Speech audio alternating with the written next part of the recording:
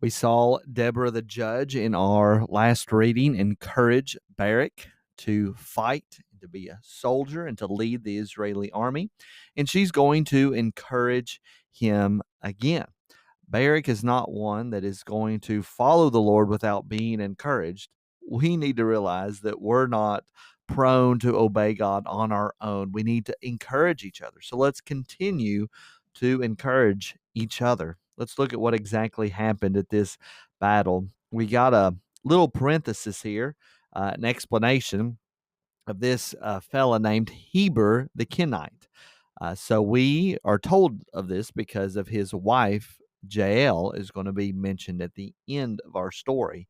So we're given the explanation about why Heber is living in the north, because he had separated from the Kenites, who were traditionally living in the south in Judah.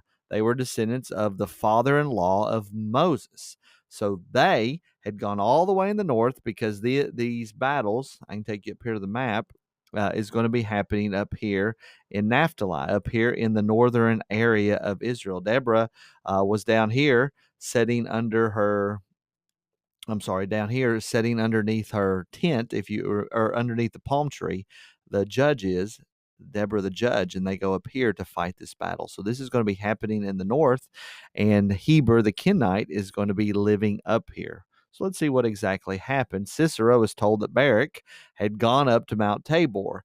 And so Sisera, the great general, got all of his chariots together, a massive military instrument of the ancient world, 900 chariots of iron. We are to be completely afraid of this. This would be like the best of the uh, aircraft carriers or the fighters or the tanks. He had the most powerful weapons of the time. And then we see in verse 14, Deborah has to encourage Barak to fight. Deborah said to Barak, "Up, for this is the day in which the Lord has given Sisera into your hand. Does not the Lord go out before you?" She recognizes that Barak has to be leading this battle. She's telling him to go, and she's telling him to get up, encouraging him to obey the Lord. So Barak went down, and the Lord is the one that won the victory.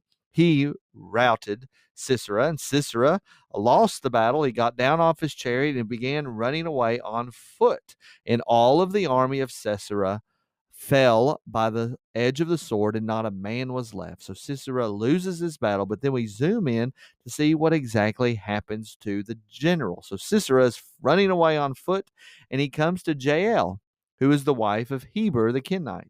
That's why we've had that introduction. Why are the Kenites living up north? Well, it's because they separated themselves from the Kenites, and they're living up in the northern area. And there was peace between Jabin, the king of Hazor, and the house of Heber the Kenite. So Sisera thinks he is going into a friendly place. So Jael actually comes out and meets him and says, "Turn aside, my lord.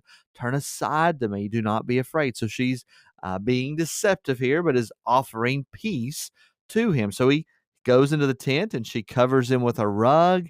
And then he says, "Please give me something to drink. I'm thirsty. We've been in this battle. Give me something to drink." And so she actually gives him a skin of milk. She ups and gives him something even better than what he was asking for, gives him some milk, and then covers him with that rug.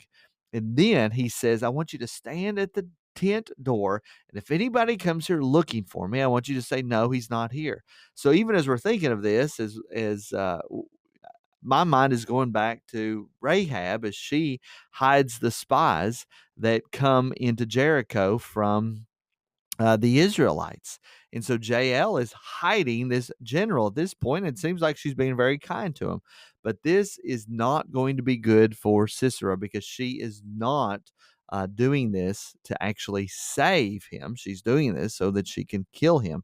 So Jael, the wife of Heber, took a tent peg, a very long, thick peg, and takes a hammer, and she went softly to him. So even watch that language, as even we see her tiptoeing and coming ever so carefully to kill him. And then we're told that she drove the peg into his temple until it went down into the ground while he was lying fast asleep from weariness.